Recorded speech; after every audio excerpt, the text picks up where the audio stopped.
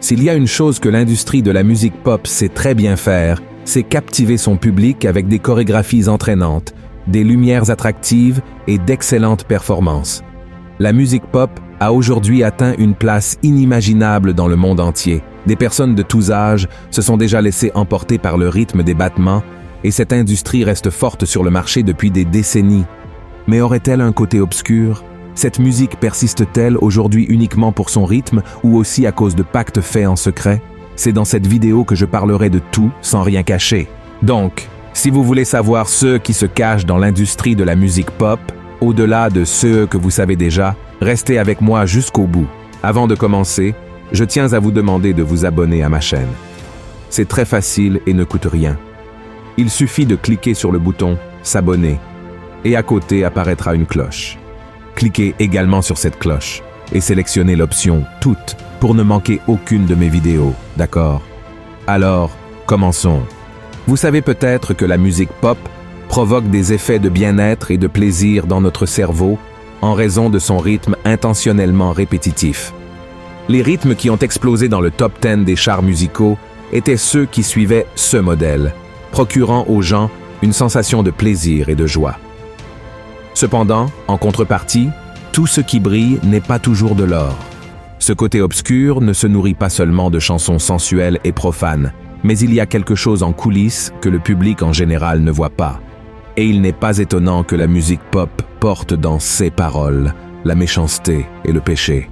Mais dans cette vidéo, nous ne nous concentrerons pas sur les paroles sensuelles du marché pop, ni même sur les symboliques subliminales comme l'œil qui voit tout présent dans les clips, ni sur les références au diable.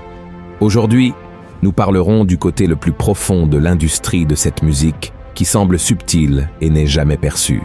Vous avez peut-être remarqué que la plupart des chanteuses pop, lorsqu'elles entrent sur ce marché, subissent de grands changements dans leur façon de s'habiller et même de parler. Certaines d'entre elles commencent même avec une image douce et romantique, montrant de la fragilité et même de l'ingénuité. Mais vous êtes-vous déjà demandé pourquoi elles se transforment au fil de leur carrière?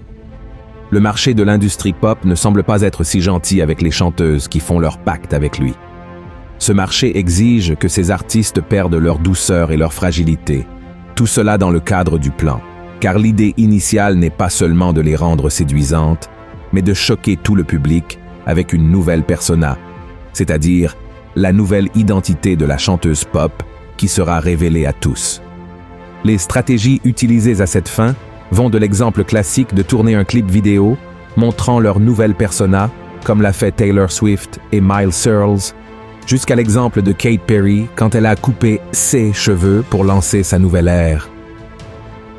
Et les autres chanteuses pop suivent cet héritage entre discontinuité et renaissance, avec des enregistrements exotiques, des vêtements provocants, de nouveaux noms, de nouvelles coiffures et même des tatouages indiquant une réinitialisation.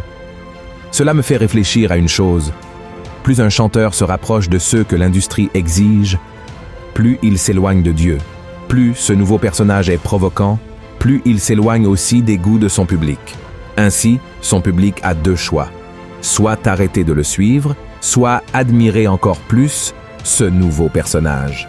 Remarquez que le changement exigé par l'industrie pour garantir le succès fait passer le chanteur pop d'un extrême à l'autre. C'est le véritable effet domino, un abîme en appelant un autre. Des milliers et des milliers de followers commencent à ressembler à ceux qu'ils admirent.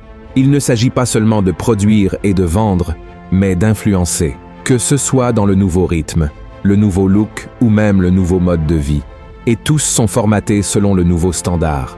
Et ils appellent cela une nouvelle ère. Mais en parlant encore des chanteuses de la pop, une question se pose maintenant.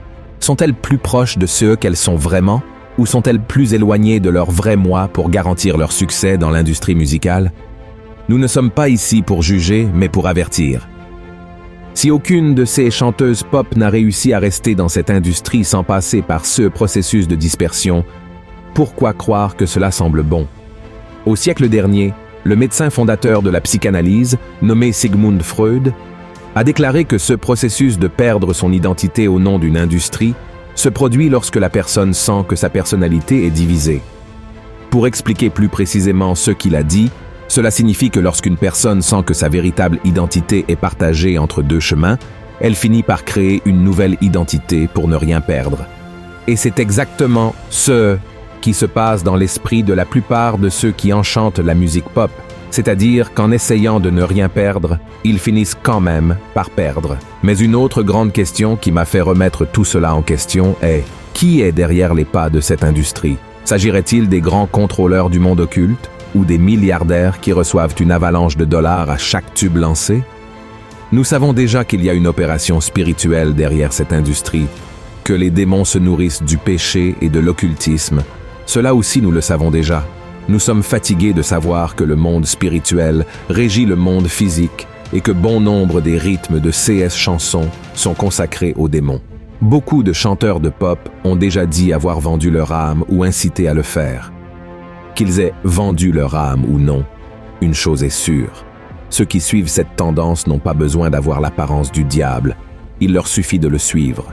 Et nous savons aussi que c'est précisément à cause des paroles charnelles de ces chansons que des foules continuent d'être nourries à chaque clic, c'est-à-dire que toute la musique faite ici sur Terre, qui comporte de la sensualité et de l'occultisme, avec un rythme qui stimule nos neurones, ouvre des portes vers l'enfer et ces démons influencent leur vie. C'est un véritable réseau d'influence. Mais la question que j'ai posée était de savoir qui est derrière cette grande industrie, n'est-ce pas? Malgré les grands occultistes qui sont constamment impliqués dans la production et la propagation de la musique pop, si ce n'était pas pour le désir des chanteurs d'être quelqu'un d'autre que ceux qu'ils sont, cette industrie n'aurait pas survécu à sa première décennie. Les chanteurs engagés par le monde de la pop abandonnent de plus en plus leurs véritables identités et suivent un modèle qui vient de très loin.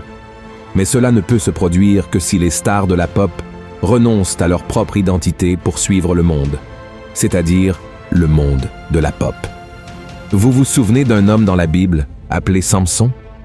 Il était consacré à Dieu depuis sa naissance et avait fait un pacte avec Dieu, celui de ne pas se couper les cheveux. Samson, à travers ce vœu, laissait pousser ses cheveux et les tressait. Et grâce à cette alliance faite avec le Seigneur, il recevait la force de vaincre les Philistins et consacrait sa vie à faire l'œuvre de Dieu. Jusqu'à ce qu'un jour, Samson tombe amoureux d'une femme appelée Dalila.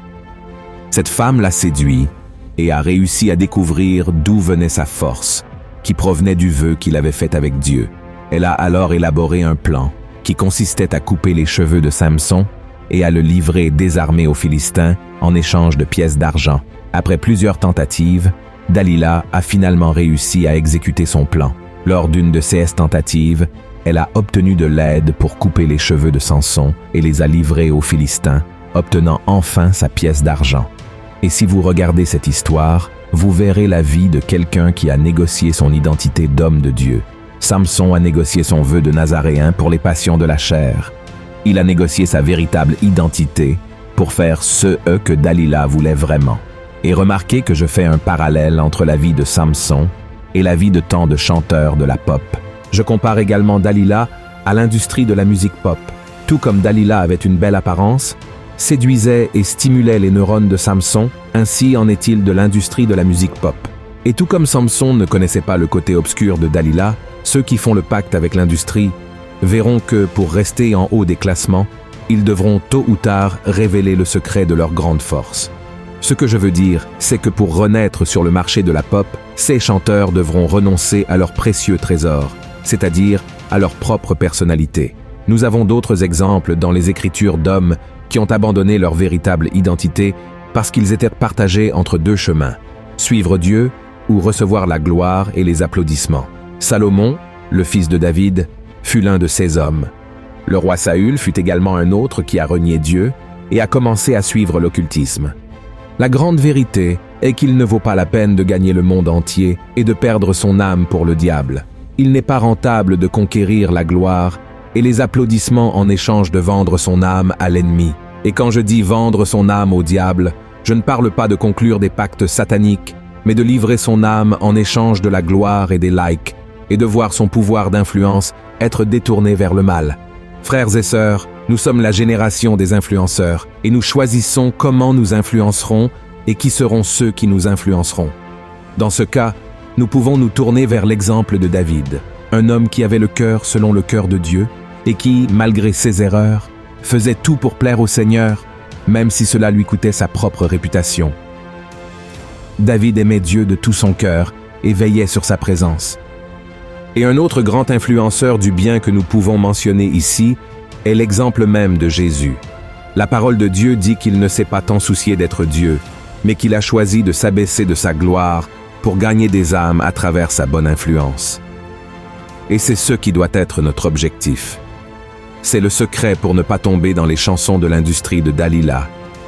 C'est de chercher à être comme Jésus, qui était doux et humble, sans s'attacher à soi-même, mais en faisant ce qu'il a lui-même enseigné, renoncer à sa propre volonté pour faire la volonté du Père. Frères et sœurs, la musique pop résonne dans les oreilles de chaque Brésilien et de chaque étranger. Le marché pop continue de gagner des milliards chaque année avec ses chansons sensuelles et ses rythmes entraînants, faisant de ces artistes des avatars de la nouvelle ère qui promeuvent la culture babylonienne et tout son occultisme avec des images et des symboles subliminaux. Et pour continuer à prospérer dans ce domaine, il sera nécessaire de faire une renonciation, abandonner sa propre personnalité pour la naissance d'une nouvelle, émergeant ainsi comme un nouveau personnage vide de soi-même, même s'il est rempli de popularité. Il serait bon que toute cette déconnexion ne soit pas nécessaire, mais pour rester sur le marché, il faudra dire comme Taylor Swift l'a dit, « Mon ancien moi n'est plus là ». Mes frères et sœurs en Christ, nous n'avons pas besoin de suivre l'exemple de beaucoup, mais nous devons suivre l'exemple de Jésus-Christ lui-même, qui même étant roi, même ayant tout pouvoir, même étant Dieu, n'a pas considéré cela comme quelque chose auquel il devait s'attacher. Il a influencé avec amour et grâce, levant une mer d'influenceurs qui sont aujourd'hui dispersés partout, influençant cette génération à vivre dans la sainteté et à marcher comme David, ayant soif de la présence du Seigneur, cherchant à lui plaire même si cela exige de renoncer aux désirs charnels pour vivre la volonté du Père, qui est bonne, parfaite et agréable. Amen. J'espère que cette vidéo vous a parlé, alors aimez, partagez avec vos amis et votre famille, et je vous attends dans la prochaine vidéo. Que Dieu vous bénisse puissamment. Gros câlin.